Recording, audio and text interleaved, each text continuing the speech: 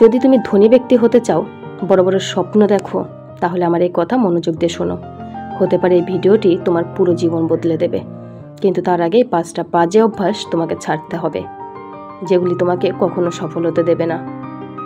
কারণ যে স্বপ্নগুলো তুমি দেখছো সেগুলো পূরণ তোমাকেই করতে হবে। এই জীবন কোনো সিনেমা নয় যেখানে শেষে নায়ক সফল হয়ে যায়। এখানে নিজের স্বপ্নের জন্য নিজেকেই লড়তে হয়, কিছু হারাতে হয়, কিছু পেতে হয়। তাই ভিডিওটি শুধু তারাই দেখো যারা সত্যি জীবনে কিছু বড় করতে চাও। যারা শুধু সময় কাটানোর জন্য এসেছো, তারা এখনই এই ভিডিও ছেড়ে চলে যেতে পারো। তোমার সবচেয়ে বড় এবং প্রথম খারাপ অভ্যাস হলো আলস্য। অ্যালার্ম বাজে আর তুমি কি করো? সুইচ অফ করে আবার ঘুমিয়ে পড়ো। এটাই কি তোমার স্বপ্ন? এটাই কি তোমার সমর্পণ? তোমার লজ্জা করা উচিত। খাওয়া দাওয়া এবং আবার ঘুমিয়ে পড়ো। যখন পুরো পৃথিবী পরিশ্রমে ব্যস্ত, তখন তুমি ঘুম আর আরামের পিছনে ছুটছো। মনে রেখো, আলস্য তোমার সবচেয়ে বড় শত্রু। এটা প্রতিদিন তোমাকে পিছিয়ে দিচ্ছে, আর তুমি তা টেরও পাচ্ছ না। তোমার মস্তিষ্ককেও ভিতর থেকে ফাঁকা করে দিচ্ছে। তুমি ভাবছো এখনো অনেক সময় আছে, কিন্তু এই সময় তোমার হাত থেকে বালির মতো পচলে যাচ্ছে। যারা ধনী হতে চায় তারা জানে সময়ই সবচেয়ে মূল্যবান। প্রতিটি সেকেন্ডের সঠিক ব্যবহারই তাদের সাফল্যের চাবিকাঠি। আর তোমার জন্য তো সকালবেলা একটু তাড়াতাড়ি ওঠাও কঠিন। অলসতার সবচেয়ে বড় বিপদ হলো এটি ধীরে ধীরে তোমাকে এমন এক অভ্যাসে পরিণত করে যেখান থেকে ফিরে আসা কঠিন হয়ে যায়। তুমি ছোট ছোট কাজগুলো এড়িয়ে যাও, আর সেই এড়িয়ে যাওয়ায় ধীরে ধীরে তোমার জীবনে ধ্বংস হয়ে যায়। যারা কাজ পিছিয়ে দিতে থাকে তারা কখনো তাদের বড় স্বপ্ন পূরণ করতে পারে না। ধনী মানুষরা প্রতিদিন নিজেদের সামনে এগিয়ে নিয়ে যাওয়ার জন্য নিজেকে চাপ দেয়। তারা জানে যে কমফর্ট জোন থেকে বের হওয়ার উন্নতির প্রথম ধাপ। অলসতাকে হারাও। তোমার দ্বিতীয় এবং সবচেয়ে বাজে অভ্যাস হলো সময় নষ্ট করা। কখনো কি ভেবে দেখেছো তোমার কাছেও দিনে 24 ঘন্টা আছে, কিন্তু প্রশ্ন হলো তুমি এই 24 ঘন্টা কিভাবে ব্যবহার করছো?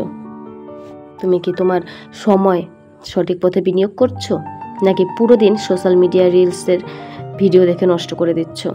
যদি তুমি ভাবো এই ছোটোখাটো জিনিসগুলো তোমার সময় নষ্ট করছে না, তাহলে তুমি সবচেয়ে বড় ভ্রমে আছো। সোশ্যাল মিডিয়া, ভিডিও গেমস আর ফালতু আড্ডাবাজিতে তোমার পুরো দিন কেটে যাচ্ছে।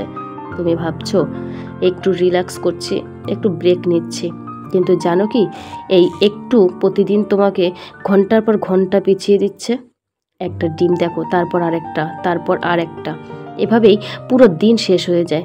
আর যখন দিনের শেষ হয় তখন নিজেই বলো, আজ তো কিছুই করতে পারলাম না। সফল মানুষরা তাদের প্রতিটা সেকেন্ডের হিসাব রাখে। তাদের পুরো দিনের একটা সঠিক পরিকল্পনা থাকে। তারা জানে যে সময়টা কার, আর তুমি শুধু সময় নষ্ট করে যাচ্ছ। এই ফালতু জিনিসগুলো বোঝার চেষ্টা করো। প্রতিটি মিনিট যা তুমি অপচয় করছো সেটাই তোমাকে সাফল্য থেকে আরও দূরে সরিয়ে দিচ্ছে। সবচেয়ে বড় সমস্যা হলো তুমি সময় নষ্ট করার পরও একটা সিরিয়াস হও না। তুমি নিজের সাথে অজুহাত দাও, কাল থেকে শুরু করব, কিন্তু এই আগামীকাল কখনো আসবে না। সত্যিটা হলো যদি তুমি এখনই না বদলাও, তাহলে এই অবহেলা তোমাকে পুরো জীবন আফসোস করতে বাধ্য করবে। আজকের পর থেকে প্রতিদিনের জন্য একটা পরিকল্পনা বানাও। সকালে ঠিক করে নাও সারাদিনে কি কি করতে হবে। আর সবচেয়ে গুরুত্বপূর্ণ বিষয়, তোমার মনোযোগ দিয়ে ভঙ্গকারী জিনিসগুলো চিনতে শেখো। মোবাইল, টিভি, ফালতু আড্ডা, যা কিছু তোমার সময় নষ্ট করছে সেগুলো বাদ দাও। মনে রেখো, তোমার সময়ই তোমার সবচেয়ে বড় সম্পদ। এটা অপচয় করা বন্ধ করো, না হলে জীবন তোমাকে অপচয় করে দেবে। সিদ্ধান্ত নাও, তুমি সময় নষ্ট করবে নাকি এটাকে সাফল্যে পরিণত করবে। কেউ ঠিকই বলেছে, যেমন সঙ্গ তেমন রঙ্গ। আর এটাই তোমার তৃতীয় খারাপ অভ্যাস। শোনো, যদি তুমি তোমার সঙ্গ নিয়ে সচেতন না হও, তাহলে সফলতার স্বপ্ন দেখা ভুলে যাও। এটা একটা কঠিন সত্য যে তুমি ঠিক তাদের মতোই হয়ে যাও যাদের সাথে সবচেয়ে বেশি সময় কাটাও। যদি তোমার বন্ধুরা ফালতু কথা বলে বা তোমাকে ভুল পথে টেনে নিয়ে যায়, তাহলে সাবধান হও। আর যদি তারা তোমার স্বপ্নের উপহাস করে, তাহলে তারা তোমার বন্ধু নয়, বরং তোমার সবচেয়ে বড় শত্রু। মনে রেখো, তোমার সঙ্গই তোমার চিন্তা, অভ্যাস এবং সিদ্ধান্তগুলোকে সরাসরি প্রভাবিত করে। যদি তোমার আশেপাশের মানুষজন শুধু মজা করে, জীবনকে হালকাভাবে নেয়, তাহলে ধীরে ধীরে তুমিও তাদের মতো হয়ে যাবে। তুমি কি কখনো দেখেছো সফল মানুষেরা এমন লোকেদের সাথে সময় কাটায় যারা অলস এবং দায়িত্ব জ্ঞানহীন না? তারা সবসময় তাদের সাথে থাকে যারা তাদের অনুপ্রাণিত করে, আরও ভালো হওয়ার জন্য ধাক্কা দেয়। ভুল সঙ্গে প্রভাব তোমার আত্মবিশ্বাস এবং মানসিকতার উপর সরাসরি পড়ে। যদি তোমার বন্ধুরা প্রতিদিন নেতিবাচক কথা বলে তুমি পারবে না, এই প্ল্যান কোনো কাজের নয়। এত বড় স্বপ্ন দেখার দরকার কি? তাহলে ধীরে ধীরে এই কথাগুলো তোমার মনে গেঁথে যাবে, আর একদিন তুমিও নিজের উপর বিশ্বাস হারিয়ে ফেলবে।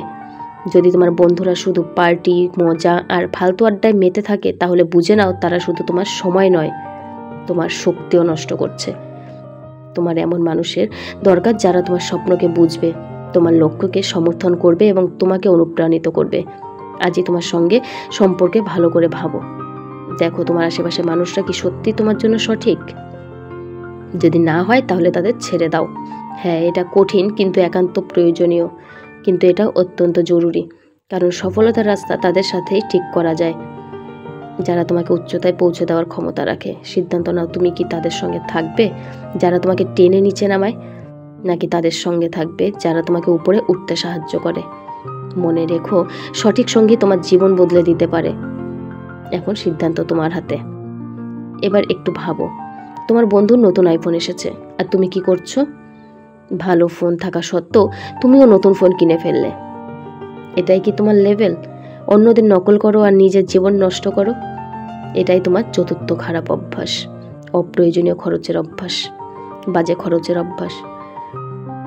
ব্যাটসম্যানিং হাদিস, তুমি যত টাকা উপার্জন করো তার থেকেও বেশি খরচ করে ফেলো। যদি তোমার উত্তর হ্যাঁ হয়, তাহলে এই অভ্যাস তোমাকে কখনো ধনী হতে দেবে না। টাকা উপার্জন করা যত কঠিন নয়, তার চেয়েও কঠিন হলো তার সংরক্ষণ করা এবং সঠিক জায়গায় বিনিয়োগ করা। কিন্তু তুমি কি করো? যেই মাত্র তোমার স্যালারি বা ইনকাম আসে, অপ্রয়োজনীয় জিনিসে খরচ করে ফেলো। নতুন ফোন, ব্র্যান্ডেড কাপড়, দামি গ্যাজেট আর ফালতু শখ, এসব শুধু দেখানোর জন্য, এবং এই দেখানো তোমাকে দিহীন করে দেবে। তুমি ভাবো, পরিশ্রমে উপার্জন করেছি তাহলে ব্যয় করব, কিন্তু তুমি ভেবেছো যে টাকা তোমার ভবিষ্যৎকে ভালো করতে পারে? ধনী হওয়া সরল সূত্র হলেও উপার্জন করো, সঞ্চয় করো এবং বিনিয়োগ করো। যতটুকু উপার্জন করো তার একটা অংশ সবসময় সঞ্চয় রাখো এবং ইনভেস্টমেন্টে টাকা লাগাও। ধনী মানুষরা টাকা উড়ায় না, বরং সেটা মাল্টিপ্লাই করে। তারা জানে যে টাকা যদি সঠিক জায়গায় লাগানো যায় তাহলে তো আরও বেশি টাকা তৈরি হবে। কিন্তু তুমি কি করো? একটা নতুন সেল আসছে আর তুমি বিনা ভাবনা চিন্তা করে কেনাকাটা করতে বেরিয়ে পড়ো। সত্যি তোমার জিনিসগুলোর প্রয়োজন আছে কি না এটা কোনো ব্যাপারই না, শুধু অন্যদের দেখাতে হবে যে আমারও কিছু আছে। এই দেখানো তোমাকে কোথাও নিয়ে যাবে না। মনে রাখো, ধনী হতে হলে দরিদ্রতা থেকে বাঁচাও, অত্যন্ত জরুরি অপচয় করা বন্ধ করো। সবচেয়ে বড় ভুল হলো যে তুমি কখনো সঞ্চয়কে প্রাধান্য দাও না।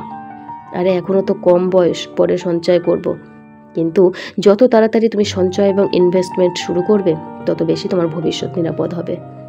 কম্পাউন্ড ইন্টারেস্টের জাদু বুঝে এটা তোমার টাকা কয়েক গুণ বাড়াতে পারে, কিন্তু এর জন্য সঠিক অভ্যাসগুলো প্রয়োজন।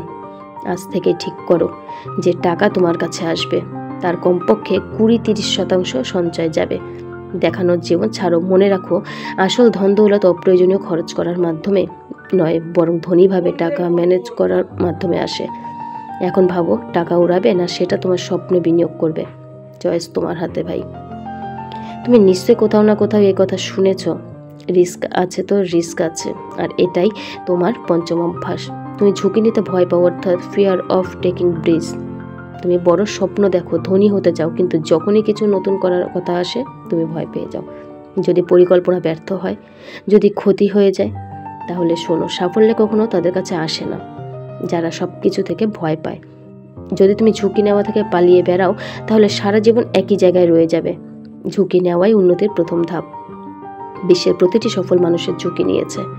তুমি কি মনে করো যে বিজনেসম্যান বা বড় নেতা আরামে বসে থাকেন? তারা তাদের জীবনে এমন সিদ্ধান্ত নিয়েছে যেগুলোতে বড় ক্ষতির সম্ভাবনা ছিল না, কিন্তু পার্থক্য হলো তারা তাদের ভয়কে নিজের উপর হাবি হতে দেয়নি। তারা হিসাব করে ঝুঁকি নিয়েছে, আর সেই ঝুঁকির উপর তারা সম্পূর্ণ পরিশ্রম করেছে। তাহলে তুমি কেন ভয় পাও? কারণ তুমি ব্যর্থ হতে ভয় পাও। কিন্তু সত্য হলো, ব্যর্থতার সাফল্যেরই অংশ। যদি তুমি চেষ্টা না করো তাহলে কখনো শেখার সুযোগ পাবে না। ব্যর্থতা সাফল্যের বিপরীত নয়, বরং তারই একটি অংশ। যদি তুমি একবার ব্যর্থতার ভয়ে ঝুঁকি না নাও, তাহলে তোমার স্বপ্নগুলো কখনো বাস্তবতা হবে না। ঝুঁকি নেওয়া মানে এটা নয় যে বিনা চিন্তায় পদক্ষেপ নেওয়া, রিস্ক নেওয়া। এটা একটা আর্ট, এটা বুদ্ধিমত্তার সঙ্গে পরিকল্পনা করতে তোমাকে গবেষণা করতে হবে, নিজের স্ট্র্যাটেজি তৈরি করতে হবে, আর তারপর এগিয়ে যেতে হবে। কিন্তু সবচেয়ে জরুরি বিষয় হলো ভয়ের কারণে নিজেকে থামানো বন্ধ করো। তোমার সবচেয়ে বড় শত্রু হলো যতক্ষণ তুমি এর বাইরে বের হতে পারবে না ততক্ষণ তুমি কিছু বড় করতে পারবে না। ঝুঁকি নেওয়া মানে হলো নিজের ভয়ের মুখোমুখি হওয়া এবং নিজের স্বপ্নের দিকে নয়, এক ধাপ এগিয়ে যাওয়া। আজ থেকে তুমি ভয়ে নয় বরং বুদ্ধি ও সাহসের সঙ্গে সিদ্ধান্ত নেবে। তোমার সিদ্ধান্ত তোমার হাতে। ঝুঁকি নিয়ে উচ্চতায় পৌঁছাবে নাকি ভয় পেয়ে একই জায়গায় রয়ে যাবে। এখন শোনো, যদি এই 5টি অভ্যাস না ছাড়ো তাহলে জীবনে কিছুই করতে পারবে না। দুনিয়া তোমার বাহানার জন্য নয়, তোমার কাজের জন্য তোমাকে মনে রাখবে। তাহলে আজই সিদ্ধান্ত নাও, তুমি উইনার হবে নাকি লুজার। ভিডিওটি যদি তোমার এতটুকু উপকারে লাগে তাহলে অবশ্যই কমেন্ট বক্সে জানিয়ে যেও, আর যদি পারো তবে অবশ্যই একটি লাইক করে পাশে থেকো।